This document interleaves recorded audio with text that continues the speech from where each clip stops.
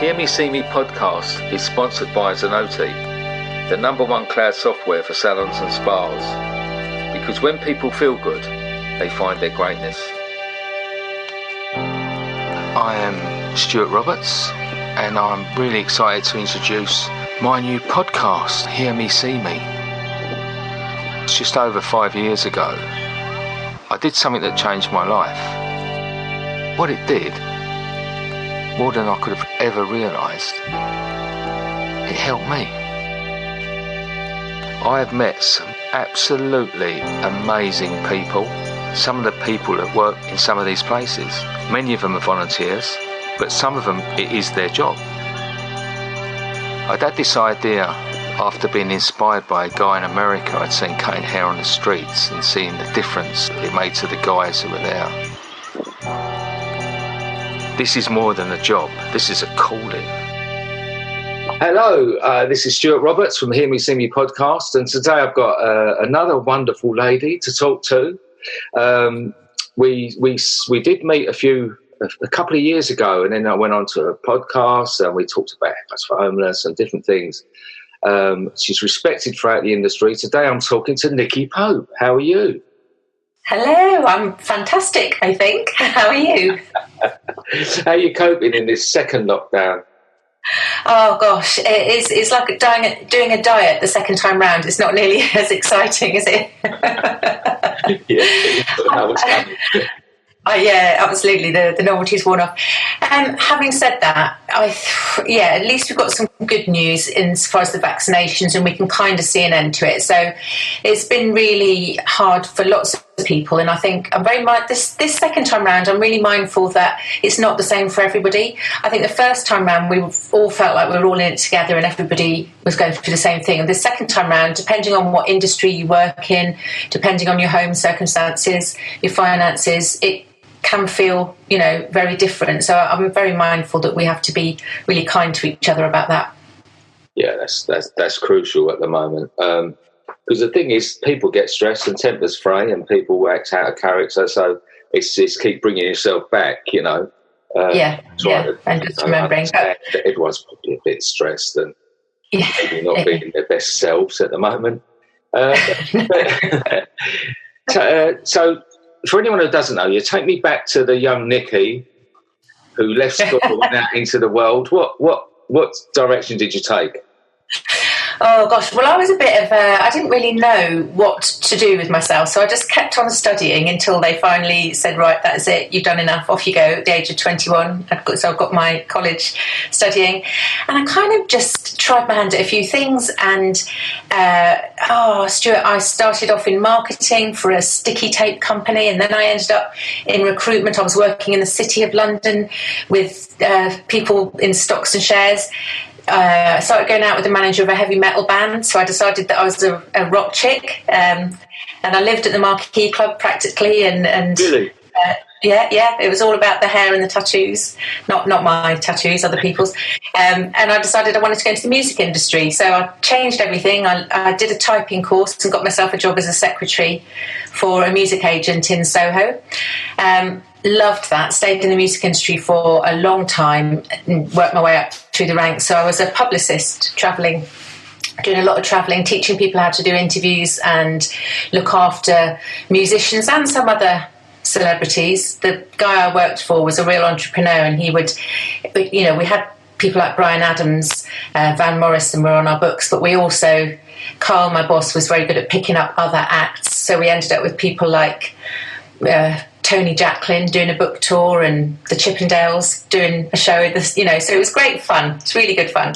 But then I kind of thought, I'm doing a bit too much travelling, getting a bit worn out with the drink and drugs, and that was again other people's, not mine. But so I changed again and went into journalism.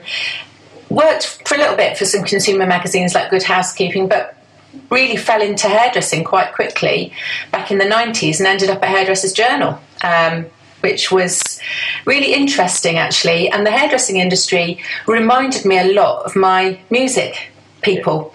But I didn't travel as much. So it was lovely. And I didn't choose hairdressing, it chose me. And that was 20 something years ago. Yeah. So from that, I've stayed in publishing. So I am really, professionally speaking, what you'd call a journalist, but things over the years have grown, internet's grown, events have become really important. So now I own a company and we run magazines, websites and events for hairdressing.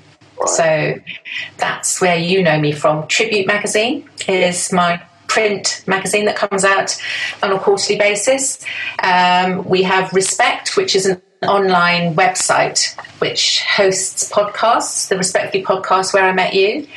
We do talks called the Lab Talks, Listen and Learn, which again you've joined us on. Yeah. We also own and promote Colour World. So we have the Colour World venue, any colourist listening, and that's a big event every year and a website. And we also have Hair Club Live, which is for people who want to sort of come along to live events and show off what they can do. So that's actually, Hair Club Live is like bringing it back to the music, because we hire music venues and put hairdressers on the stage for 10 minutes and ask them to show us what they can do. So that's me in a hopefully nutshell. Well, I think all hairdressers think they're rock and roll. There's there's the performer. I mean, the hairdressing. I've been a hairdresser 42 years, and on a busy Saturday, you're on stage. In fact, in my salon, I used to have a little sign above the door coming out the staff room, "Smile, you're about to go on stage."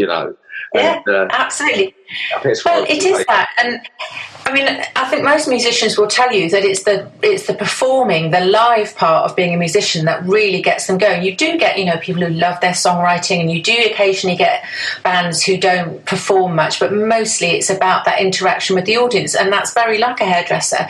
It's like you need your clients, you need to do hair on real people, and you love that interaction, and that you can change somebody with a haircut in the same way as you can change someone's mood with the song.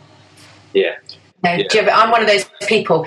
If I need to change my mindset in some way, if I'm a bit down or a bit bored or a bit lonely or whatever, music does it for me. I'll put on a tune, and that can completely make me a different person. So, big part of the company is about sort of events and that. So you're like I do know people who've got music venues. I've got a family member who's got a massive music venue, and this year, it's just took the rug out of people, isn't it? So what's it doing for the hairdressing events industry? Well, it has also been very difficult because we do rely, we're a business like any other. We've got, staff to pay and children at home to feed. And that was quite challenging. We started off at the beginning of the year thinking, okay, we'd already got events on sale. For example, I'd got an event that was happening in May, Colour World. So by the time March, and it happened really quickly, if you remember, we were all like pottering along, and suddenly it felt like, we had a week or two's notice that lockdown was going to happen. We didn't realise how long it was going to be for, so we started off moving things. So you'd be saying, right, if this was going to happen in May, let's move it to July. And then as time went on, it was like, let's move it to September. But it was beginning to really dawn on us that not only was that still risky, but also hairdressing salons were closed. So the minute they were going to be open, people weren't going to want to come to your event. They were going to be too busy working. So it was quite scary. The brands, the sponsors who helped pay for these events were mostly pretty good, I have to say, and they were certainly good with me. I very quickly came up with a plan to put my event on what we call a TV platform and make it a live broadcast. So we managed to actually have people working live and stream our event in September. It was a big risk financially. It was massively expensive, and I didn't really make on it, but the brands all came with me and they supported it, so that was amazing.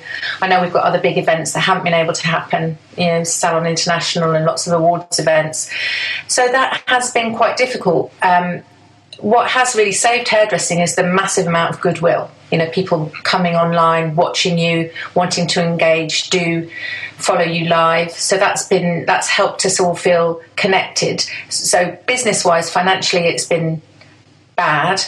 Not as bad as the music industry, where people literally haven't been able to perform or present or come to anything. So I'm hesitant to complain, because we have managed to get a few events going through broadcasting them. But it has been quite a struggle, and definitely a big hit financially. Yeah, I think it's been one of those things that even if we're not making money, we still want to be seen to be going. And it's a bit like that with the theatre world. I saw yesterday that the theatres are going to open up at a loss. They're just so desperate to be open that they're willing, you know, because the thing is, if they have to close half the seats, they don't make 50% profit. They might make 20% profit. No. So they're probably opening at half occupancy and probably making a 30% loss, you know. Yeah. So, but people need to be back in. Well, there's two sides of it, isn't there? We've got to be able to do something, because it's, you know, it's all very well putting somebody, even if you're on furlough, you don't want to be at home all the time. You don't want to be left out. You know, that's really damaging to all our mental health, but also financially. What you've got to really remind ourselves all the time is that, yes, you see these sort of well-known, very successful artists who seem to make a lot of money, but behind that there's a whole masses, many times more people who aren't making a lot of money, who either are younger or less well-known artists, but also the technical, the production, the venues, the people that work at them. You know, you might see one person or a 5-piece band on stage, or a show with, you know, 20 performers in it, but there's going to be at least 3 or 4 times the number of people behind them working at the theatre, selling the tickets, doing the lights, the sound, you know, all of that kind of thing. And these people need to make a living as well. Well, that's the thing, that some are employed by certain, you know, like the theatres and that, and in hairdressing. You get the element now that, and hairdressing changed massively, that people are employed, it's simple to have the furlough to a degree, but then there's lots of self-employed people, and it's how long they've been self-employed. If they've not, you know, if they've maybe only been in it a couple of years, they don't get paid, so they're literally getting universal credit, 75 quid a week or something, and if they've got kids, it's really tough. Yeah, it's really difficult. And then within that, you've got people who've got other things going on at home. You know, it's not just always about the work. You've got people who are going through all sorts of challenges at home, maybe with, you know, health issues and so on, who would normally, you know, expect to be looked after by an employer, for example. And those situations aren't being accounted for. So, yeah. Yeah, I mean, just in my work, in the podcasting side of my work, well, there's another side. I've got a few sides. one of my sides of my work, I'm always busy. One of my sides of my work is addictions and things, and we've found that people this year particularly have struggled. You know, people that have maybe got a program or, you know, support in place, it all sort of stopped. Yeah. So they're, you know, things that they were reliant on, maybe meetings and things like that, as they stopped, many people have sort of fell off the wagon and got, you know, back into their old ways and that. That's been a struggle. But doing the podcast, I came across a few people halfway through the first lockdown and realised the percentages that domestic violence has gone, because, you know, you've got people like locked inside with their perpetrator, and it, you know, like it went, the levels went up extortionately. And I've done a week where I just focused on 3 absolute heroes who have gone through this and you know, strong enough to tell their story.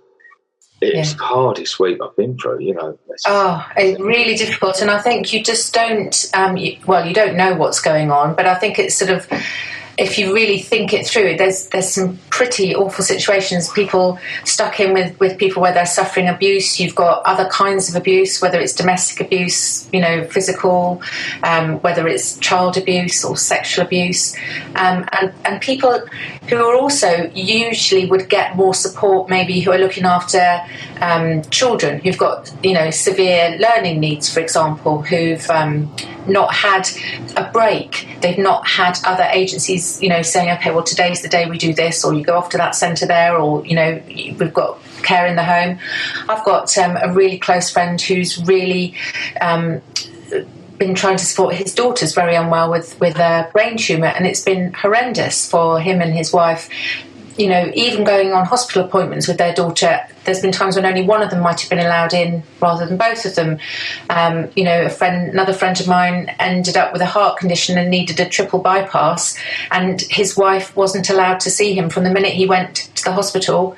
You know, and I was thinking, what if he doesn't come home? And then the last time she saw him, you know, was 2 weeks ago when he walked out. So it's all these things that you just don't realise. There's so much talked about the financial side of things and the economy and so on, but actually, away from the money, there's a hell of a lot else. Yeah, and I think we're going to have long-term effects on both sides of that. I mean, there's people that have really struggled, because there's one aspect, like we said, about all of those things, but there's another aspect of people that are just on their own. You know, I know people that live on their own, and normally cope very well, but in lockdown, you know, if you're in a flat and you've got, and you're in a, and you know, you haven't got anywhere else, that becomes very depressing, and people have really struggled about being loneliness. I think has really come to its fore this year. Yeah, I think it's really lonely, and I think that for those of us that, you know, perhaps are well connected and literally have the technology and understand how to use it, you have to remember also there are other people who don't have that. Maybe they don't have, you know, good internet. Maybe they don't know how to use Zoom or WhatsApp, or, you know, wouldn't know how to engage, or maybe a bit nervous about doing that. You know, we're all a bit inclined to send an email rather than make a phone call these days, and we've been trying to work on our social media. We've been trying to encourage people to say, you know, make a call, don't just, you know, do a post. And the value of a personal text message, you know, if somebody's feeling really down, I mean, veering towards, you know, suicidal, a personal text message pinging on their phone at the right minute could just divert them away from feeling just so desperate. You know, so we've all got to be a lot better at not assuming people are okay. And if you haven't seen someone for a while, give them a ring, you know, drop them a text message, send a card, you know, keep in touch, because it's very easy to get wrapped up in what you're doing and not remember. Yeah, I mean, people like my mum's 83, she hasn't got a mobile phone. You know, so I can't, you know, I can't FaceTime her, or I can't do anything. Yeah. I have to get in my car and get there, you know, and I have to, and the first lockdown I had to sit in a garden, but this time it's been better, because the first time we were scared because we didn't know the extent of it. We didn't know the you know, to the point where I mustn't even touch anything that we're touching, and I know we've got to be really, really careful, but this time we understand the beast a bit more, and you know, I've been able to go and see my mum. We've got the bubble going, but without that, it would be devastating for her and the people in the care homes. I think, and then going back to what we were saying, then the other side of things, that's the human side. The other side is business. Yeah. Now, the hairdressing industry that I love is in terrible danger, I think, you know, because we've got some short-term solutions in place with the government, and they, you know, whether you like them or not, there has been some help there. Yeah, there's many salons who are, you know, they've even estimated something like 20% of salons aren't going to be able to open their doors next year, which is a horrific amount. Yeah, I think it's very, very stressful. I think you've got people who've, you know, worked a long time, worked really hard and deserve for their businesses to be doing well, and through things totally beyond their control, you know, they're looking at, I know people are really down about thinking that the end of their career is going to be the closure of their business, and that's really, really hard to come to terms with. You know, that's almost like being sacked. You know, that feeling. I think for me, there have been some really brilliant resources in the industry, and people sharing and watching what people are talking about and worrying about. I think the rents, the landlords, is one of the biggest challenges that I see. And that's not even just the sort of, well, it's especially the bigger salons almost in city centres, you've got these massive rents where, a bit of a grant at the beginning of lockdown just didn't even cover 1 month's payment, if you know what I mean. So I think that's really challenging, whether you're in a big or a small place. I think that's a big thing. And then client confidence, getting clients back without having to hike your prices up. So we need that VAT cut. That would be amazing if we could get some support from the government to recognise that, cutting the VAT on hairdressing services would allow salons, it would make that difference between can they reopen or can they reopen and actually make money, even if it's a tiny bit, and not. Well, there's the first part of that is landlords. So I know exactly what you mean, because 2 years ago, I'd had my salon for 30 years and we had to close the door because the landlord doubled the rent. So yeah. I went through this. I know what people are facing. This is why I'm, it's personal to me, because I went through the worst case scenario 2 years ago, but it wasn't a pandemic. It was just purely the situation at the high street and an unfriendly landlord. Now, it is exactly what you said. It's a loss, and it was at a time when I thought I knew I had a sort of small business, so I knew it weren't going to be, I wasn't going to be living in the Caribbean. But I didn't think at the end of 30 years that I would actually then be left, walk away, lock the doors, owing money, owing the landlord, The dilapidations that he came up with was in another. I opened that email on Christmas Eve. And you think, how did you cope with it though? I mean, what kind of what? Because I am, earlier this year I thought to myself, I'm not having, I am not closing.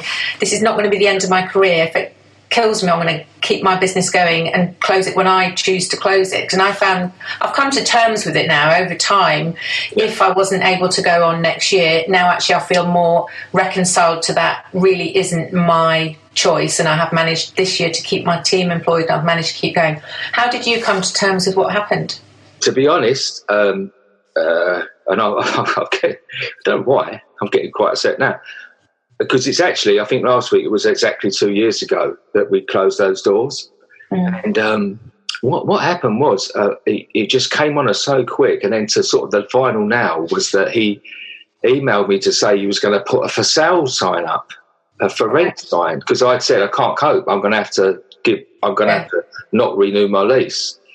But at that point, I hadn't told anyone. My sister was on holiday, and I phoned her on holiday, and I said, I'm going to have to close the doors today because I've got to tell the staff that some of them worked for me for 26 years. Oh, gosh, how? I said, I've got to tell the staff before, I can't let them come in next week and see if to let board up and then find out that way. So I couldn't see any other way than to say, right, I'm sorry, but it's done. I went into personal debt over it. I had a second mortgage on my house. I'd done everything. I trained I was one of the first, Alan Austin Smith, who does a fantastic job in the industry. Yeah. I was one of his first coaches. I spent so many hours working and training with him. But it's the same thing. Doctors don't take their own prescriptions. So, if I was coaching someone 5 years previous to that point, I'd have said, don't throw any more money at it. It's done its time. But because it was so personal, it was like 30 years of my life. I was like, I'm sorry about the house phone. That's all right. I was like, I couldn't see any way out, and then the problem being that I did have to go to the point when it's done. Yeah. But what I did, you asked how I coped. The first thing I did, if my sister was there, she would have stopped me. I told the staff I was in tears. They all left, and then I was left on my own. And my sister's my sort of, she's the yin to my yang, so she would have grounded me and said, But I was so emotional when I'd done this little selfie video where, poured my heart out and then turned the lights off. This is the last time I'm. Oh no! Oh my God! Right now. Then, and I put that on Facebook, and like looking back, I think, what on earth was it? I can't even watch it. It's still there. No. I bet that shook a few people up watching that. But because I didn't realise how well known we were. You know, we did have a name in our part of the country, and we were very well known, and we'd always sort of try to do our best and lead by example and do, you know, like we did, you know. So we had a certain standard, and people couldn't believe that we were shutting our doors. And I got swamped with all these messages, but I got lots and lots of private messages from salon owners and that who were very successful. You know, but they were saying, do you know what? We're in the same boat. Yeah. Between you and I, we're living from one VAT to the next. Yeah. We're borrowing money. We're doing this, and this. And I thought it seemed to help.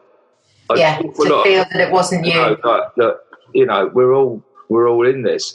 Yeah. And so going to your second point, going back to the VAT, this is why I know that I'm so 100. Even though it doesn't affect me personally, I'm so passionate about smashing that VAT. Because it literally doesn't make sense. Yeah. My friend's an optician. He's got 8 opticians, and he pays a certain amount for a VAT, a lower amount for the testing, because that's a personal service. Yeah. The normal rate for glass that they sell. Yeah. Now, we know that over the years that our retail sales have gone down.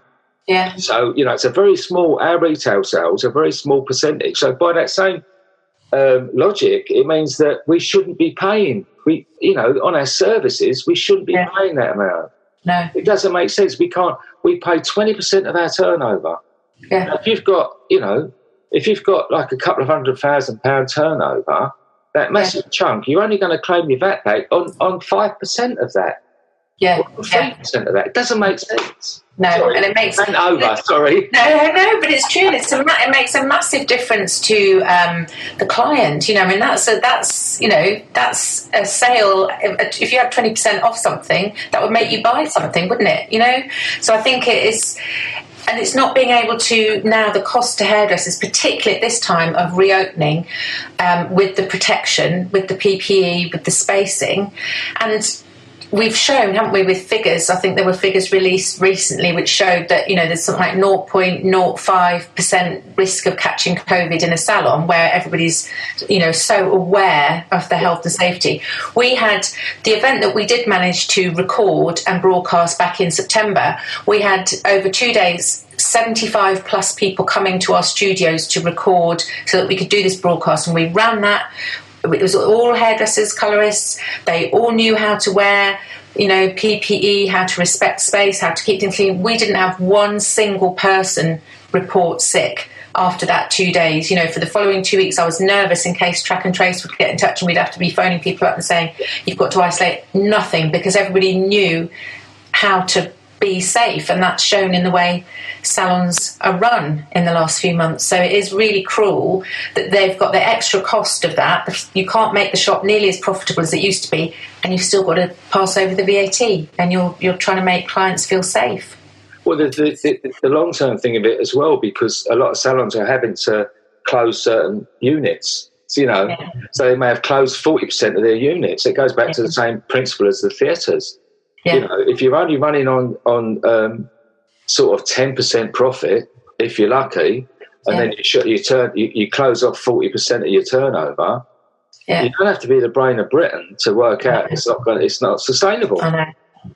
And it's really difficult, and as you mentioned, and as I felt, you know, it's so personal when you are a business owner. Of course it's personal. You take it as, what have I done wrong? Why can't I make this work? And so on. So I think it's really important that we keep hearing that it isn't you, it is, you know, a general felt thing. Can you see then, looking back now in the last couple of years, I know it's always sometimes it's a bit annoying when people say, oh, well, it's always for the best, you know, opportunity comes out things. Sometimes you're a bit like, I don't want to hear that. But you have, you know, done so much else in the last couple of years. Are you reconciled to having closed your salon now? How do you feel about it? Obviously, you're emotional, because I can see you are emotional talking about it. But do you think to yourself, okay, actually, now with distance, I can see that I've been able to now do other things, or is it still painful? No, I thank God every day that I haven't got a salon, and I know that's selfish, and I don't mean that to offend anyone. but purely for the fact that I just really feel for everyone. I know what they must be going through at the moment. And I'm just grateful I haven't got that now, you know. Yeah. And the other thing is that things are meant to happen. We had a great fun for 30 years. You know, we had, and it was. If I look at the first 20 years, it was amazing. You know, the struggle was the last 10 years. And I've said this before, because I was a bit punch drunk from the high street and the small business and the things that were happening. The first day I went and cut someone's hair 6 years ago this week in a homeless centre, it reignited my passion for what I went into the industry for. Because I went into the industry and I was hooked from day one of people coming in and walking out looking and feeling better. Yeah. It's such a buzz, isn't it? And we want to be a hairdresser and we go in, we love that thing. You know, we don't go into hairdressing to work out our VAT and to, you know, we love doing hair. We love feeling creative when we do some hair. Yeah. And then at the top of that, the human contact, the human reward of the mirror, the magic mirror. Yeah. You know, whether you're in a Knightsbridge salon or I'm in the Whitechapel Mission, put that mirror up. And the just that exchange, you know. That's I forgot what it was. I think it's amazing. No, I do, and I've often it's really interesting, and that buzz, because you're lost. I can see you on the screen. You're lost in that, telling me the story of how amazing it is.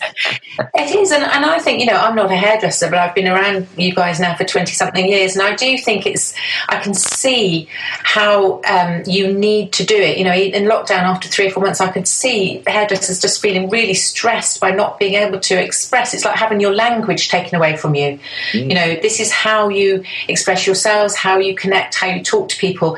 If I go and meet somebody, a hairdresser, you know, because I'm going to do an interview and so on, the first thing they want to do is do my hair. And they're much happier talking to me through the mirror while they do my hair. And I've learned now, if I say, no, my hair's fine, or we'll just have a cup of tea, it's almost uncomfortable. Yeah. Most people prefer, this is how you show me, you know, what you are inside.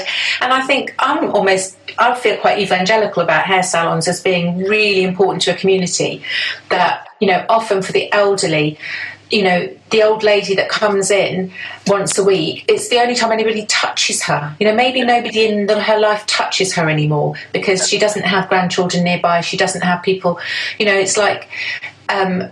so I think that's so important, and it's a bit of a joke, isn't it, that there's somebody at the back while she's sort of fallen asleep, but actually how lovely it is that they feel so comfortable there. You know, you go past a salon, I go past salons near where I live in sort of Hounslow and Acton and things sort of late on a Friday night. It's like a nightclub, you know, especially the black and afro hairdressers. They're really community centres, people chatting and sharing and just popping in.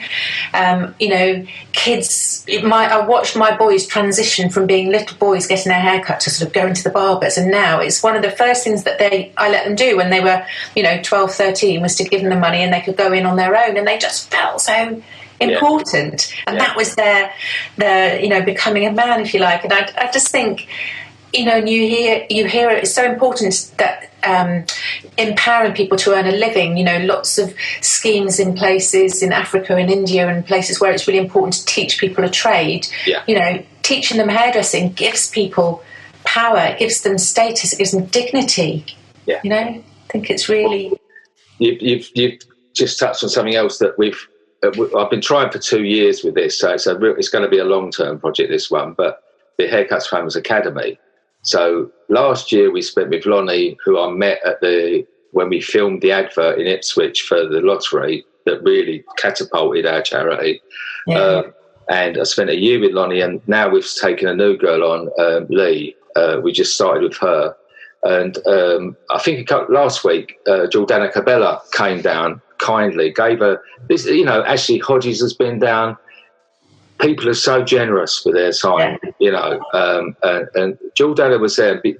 I didn't really need to be doing much, you know, so I ended up getting ahead, and I done some hair.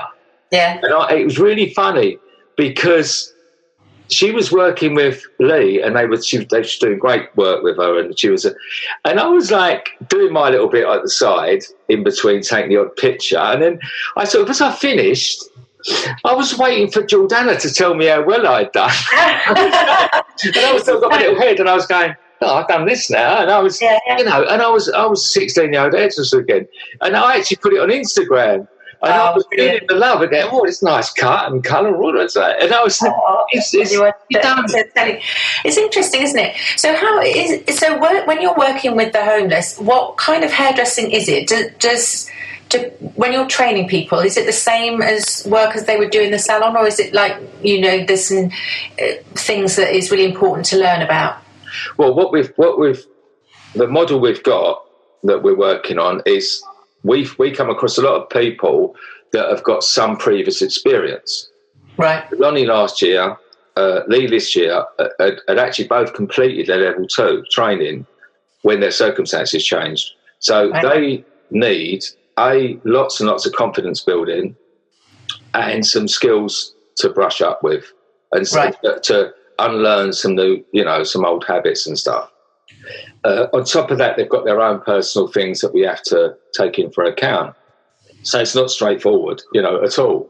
Right. But the plan is, whereas my ego sort of thought within 2 months we'd have an academy, even to the point where I was in negotiations with this great big unit in Romford that they were going to...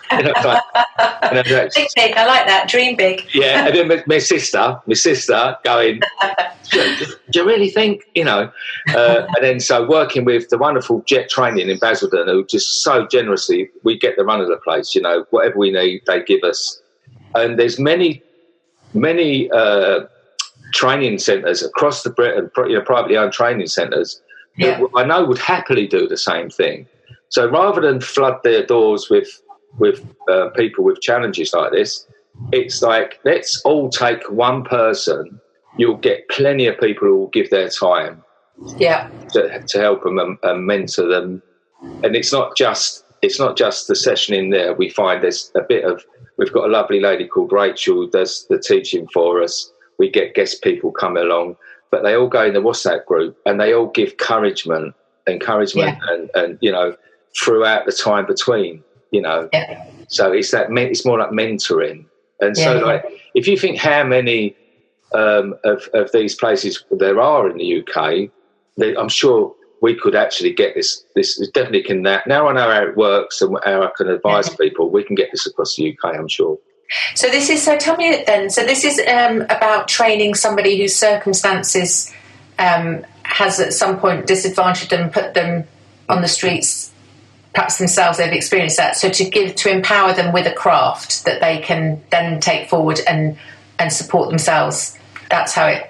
Yeah. We want to help them back into the workplace, but we want to, rather than take someone who straight, it's not practical to take someone who's living on the street at the moment. No.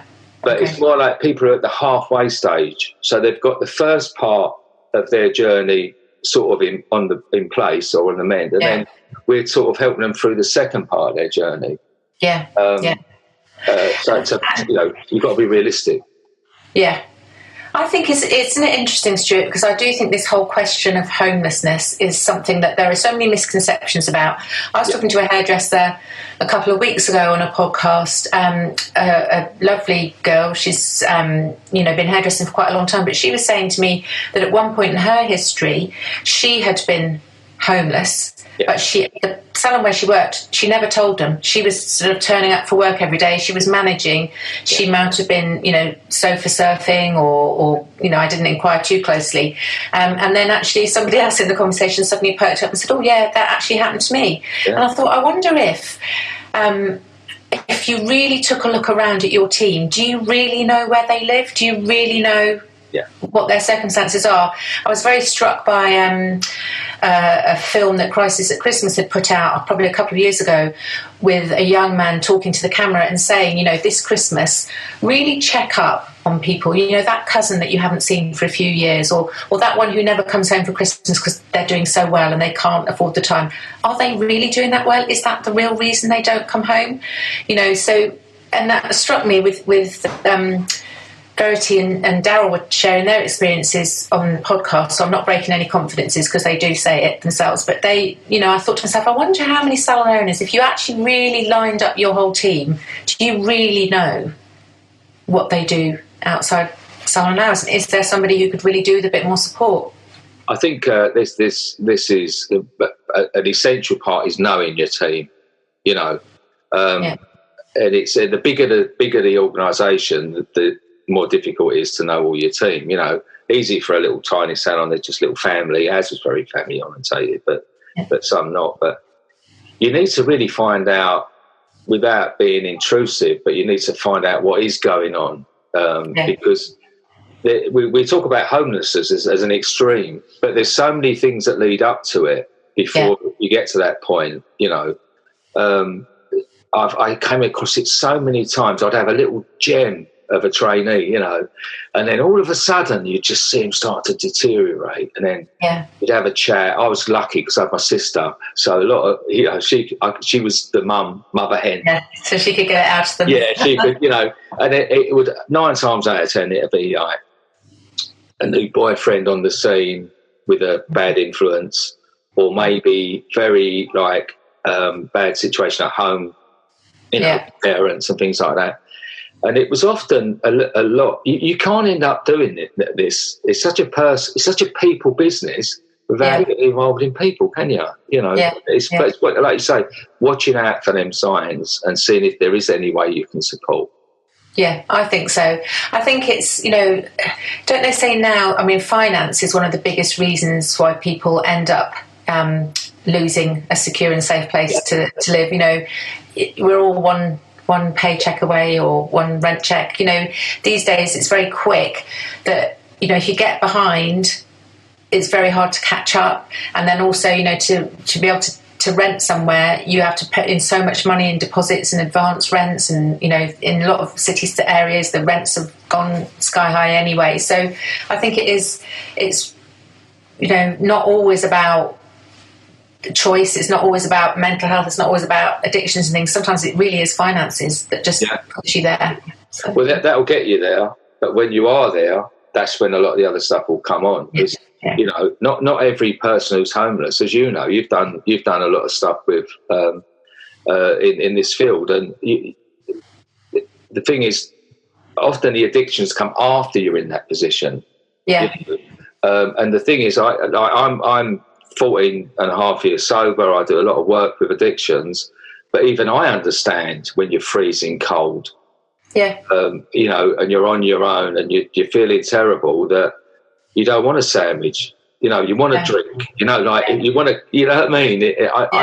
I know it's not the right thing. I know, because I know how it works out, but you can understand the draw to it, Well, I think you often get that, don't you, with people. So there's always a big argument about, should you give people money on the streets?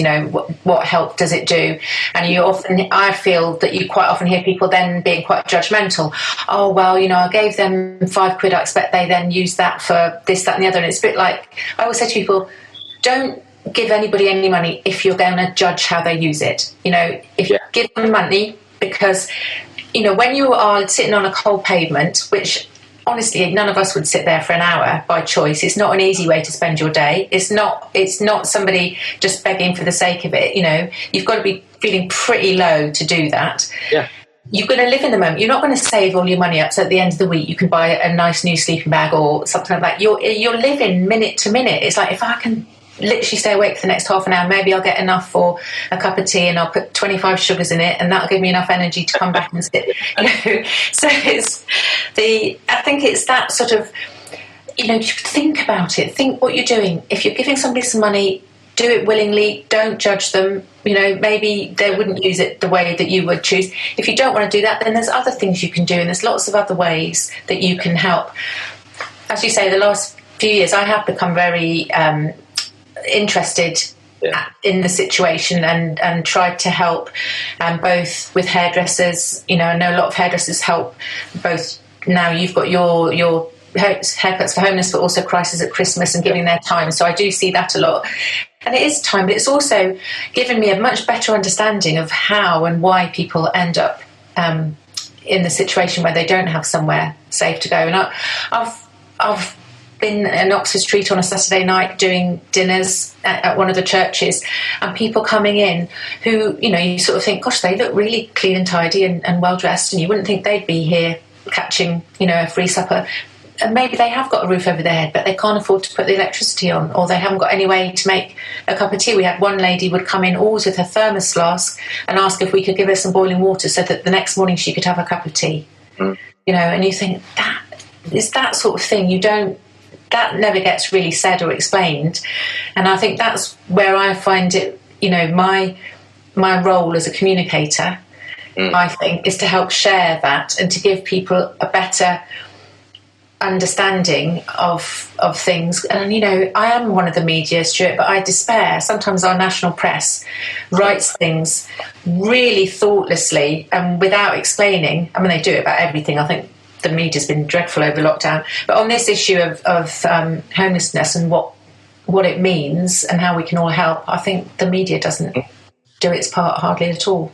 Well, there's, like any other industry, there's good and bad. And there's, you know, I've had a lot of experience now in the 6 years we've been going of media, you know, because we've been lucky enough to get that. So I've experienced really good media coverage and really awful media coverage. Yeah. You know, I was just going to say, I can't say I don't care. BBC, I was shocked at the BBC. Now, well, unfortunately, I'm not shocked at them anymore. I ain't got no money anyway. But you know, like they sort of came along and covered us, and they sort of like it was also contrived and set up, and you know, like, and I thought, well, if they're doing this on a little news story, you know, saying, "I'll go and stand over there," and you know, we'll say you're going off to the job centre. What are they doing with the big stuff? You know, where's the integrity? Because I thought, the BBC are coming, you know. Yeah. But I've had other things, other people cover us, and they've been so respectful. Yeah. I mean, Jack, who done the director for the National Lottery campaign. Yeah. Now, I know the National Lottery, you know, they do believe in helping people. I really believe that. But I know there's also, anyone's going to realise that it's a way to sell more tickets, which is fine. Yeah.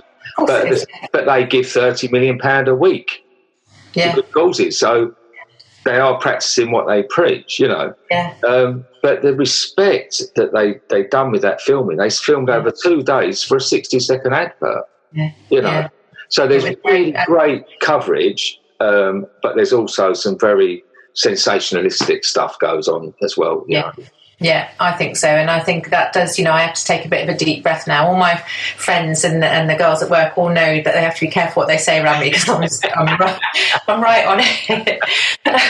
I think it is interesting. And I know, you know, hairdressers in particular obviously have got a really valuable service that they can share. But even just as people, learning how to look at people, you know, the name of your podcast, See Me, Hear Me, See Me. And I think I've learned now, and I didn't know how to help. I didn't know what to do. I didn't know how to show my respect. And I've learned, you know, to simply look at somebody, look at them in the eye, you know, try sitting on the ground and looking up at somebody, you know, bend down, have a conversation, you know, try and have a chat. That's as interesting as putting money in my experience. You know, maybe that's the only conversation you're going to have all day.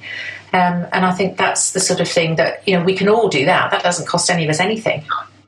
I mean, the name came from my lots of experience of many people saying to me they felt invisible, which is See Me.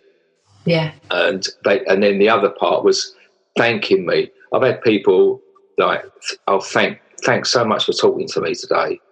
Yeah. And you think, like, where are we? You know, I know. Where are we as a society that someone has to thank you for just saying hello, or, you know, how are you doing? Yeah. How's it been going? Yeah. You know, what's the food idea? I've done. I quite enjoy. Now it sounds funny to say, but I do enjoy, and you know, it's selfish really because I get a lot out of it. When I've worked as a night owl at the Christmas shelters, you know, you can have some good old chats there, and whether I've worked at different centres where you might have people who've got very challenging addictions, and so they might be, you know, in a bad way. But I've had such a laugh as well. You know, being thrashed at table tennis at 2 a.m. by somebody holding a can of Super Brew was an absolute, you know, revelation to me. He could play much better than me and have a conversation at the same time. But a lot of them will say, you know, why? Thank you for coming. Thank you for being here. But also, why? Why do you come here? Why do you come and help? You know. Yeah. And it's like, almost, why wouldn't I? You know, and I ought to, and we should all almost have to do a bit of time just to remind ourselves that what goes on in the world. And you hear some dramatic stories, some poignant stories, you know, have a laugh, you meet some really irritating people, you meet some really fantastic people. Yeah. And I think it's just, that to me has just been such a revelation, you know, and meeting people who have to really cope with some awful situations. You know, somebody's coming out of the rain to a dinner, absolutely soaking wet feet and socks, and I've, you know, been able to give out dry socks, and he just put them in his pocket and said, I'll save them for later, because I'll, you know, once I've found somewhere that I can sleep tonight, then I'll put the dry socks on. You know, and you sort of think, you don't think about that. You know, once everything gets wet and dirty, what do you do there? You know, just all these things. I know I'm telling you what you know, but I find it really compelling. How can we not be more aware of that, you know? And it is surprising that, like, there's stereotypes that get shattered when you actually get in there and do the work with people and meet the people. That's when like recently we were at a YMCA in Milton Keynes. Now, this crowd of kids, you know, they're kids, you know, they think they're older, but to me, I'm old, so they're all like kids to me, you know. Not that old. Yeah. Well, I'm 60 soon, so I'm not, you know. But, you know, like the stereotype of these kids, seeing how they were dressed, how they act, how they spoke, you saw them, like, and they do hang around out there, I suppose, somewhere in the car parks or what. And you would look and you would think a certain way about them. Yeah. But my experience then, when we actually got in there, started cutting hair, and they trusted us, and we was chatting and all these things, they were respectful, they were helpful.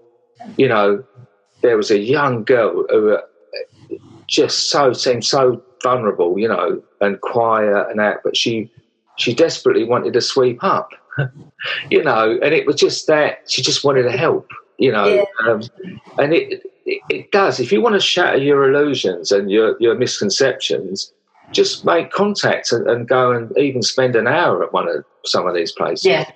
Yeah, I think so. I think it's really important to challenge yourself. There's lots of ways you can help that you don't mean that you have to push yourself out of your comfort zone, but I do think it's interesting to do it. I was so this year, a lot of people might not be aware, but there's been a big push to get people off the streets, particularly because of COVID and the risk to them. And so there's been a lot of hotels have been taken as shelters where people can be safe in an individual space, but also it gives an opportunity to really try and give people the support they need to get off the streets so that they don't go back onto the streets, if you like. And I was doing a shift the other day with a chap who works for St Mungo's, for one of the big charities that's very well known and very well established. And it was his first time he'd actually worked with people, the street homeless, because he works in the offices. He works in procurement, which is getting all the things in.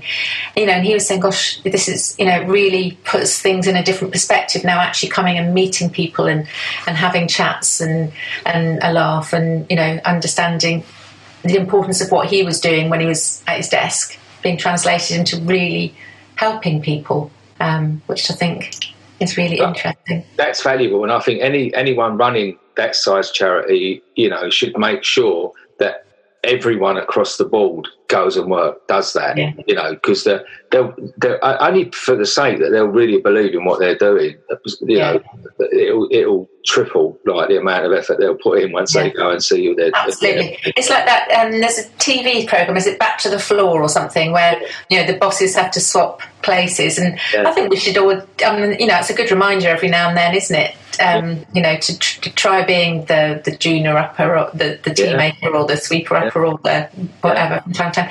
Do you get enough help from the industry? I know hairdressers help, but what about the rest of us? The industry has been amazing. L'Oreal have become a big sponsor for us this year. Zanotti have become a big sponsor for us this year. And the great thing I found with working with L'Oreal is that there wasn't sort of caveats. Yeah. In fact, Lucy was sort of saying to me, I was like, you need to get some other people on board. So, anyone listening? No, do. Well, we should all help support you because, as I say, it's not just you need. Because what do you need, Stuart? You need hairdressers, but what else do you need? You need money, I guess. Yeah. So what we found is I recently spoke. I had an amazing podcast that came out last week. Taban Suresh, who blew my mind. Who's got another small charity called the Lotus Flower. Her story was so inspiring. A Kurdish woman going out to Iraq. I'm definitely going out there next year as soon as we can travel. But we both spoke about the things of having a small charity. Now, an amount of money is great, but what you find is we need to try, all small charities like hers, ours, need to build up a bit of a fund. Right.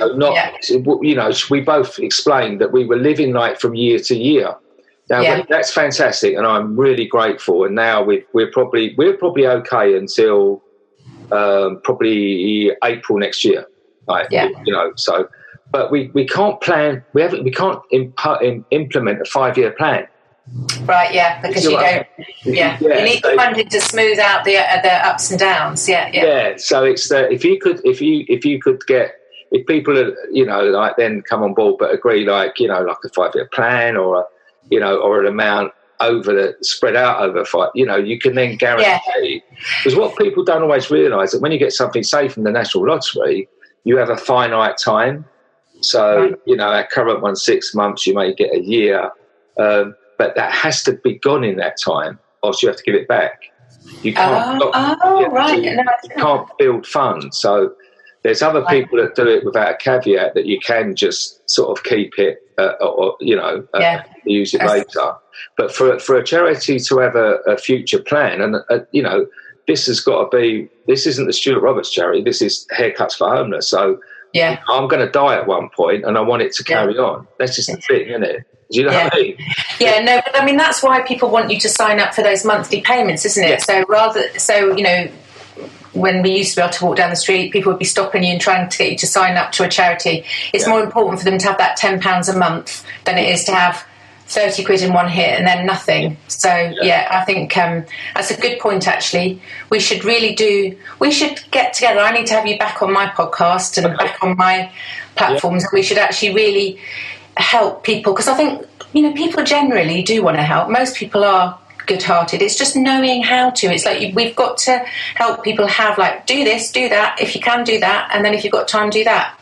Well, and I must say again, our industry is amazing for that. We're such giving, generous, beautiful people because, in 6 years we've got we've opened 67 projects. We've got over 600 volunteers, and we've given away over 40,000 free haircuts. Now, that's all done. I haven't done that. I've been a bit of a catalyst, but that's people getting on board. It's people then they set up their own project, have given over and above. Volunteers, while we're consistent with volunteers, we only ask half a day once a month. Yeah. So it's important not to impose too much. That's very doable for anyone. And if you can't give half a day once a month for something other than yourself, you then maybe want to question. Well, absolutely. Yeah.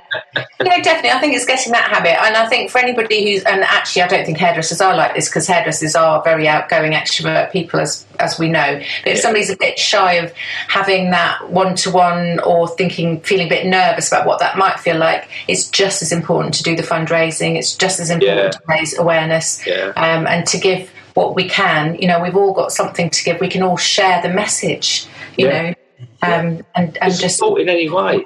We say relate, donate or participate. Yeah. So, if you don't want to participate and you're not in a position to donate, just relate it. It's free to share. It's free to support. It's free to follow the podcast. Subscribe to that and give us 5 stars. Or all